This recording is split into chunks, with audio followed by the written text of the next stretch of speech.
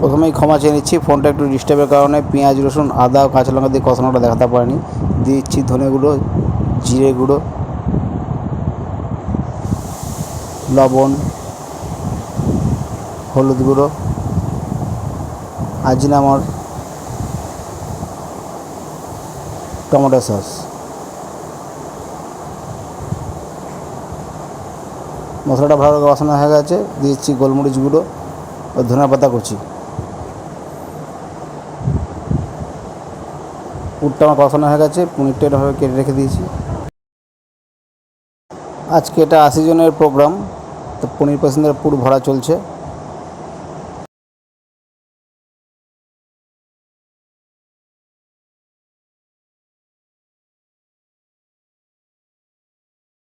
আবার ক্ষমা চেয়ে নিচ্ছি, পনিরের ব্যাটারটা তৈরি করে পনির ভাজাটা দেখাতে ভিডিও করতে পারিনি।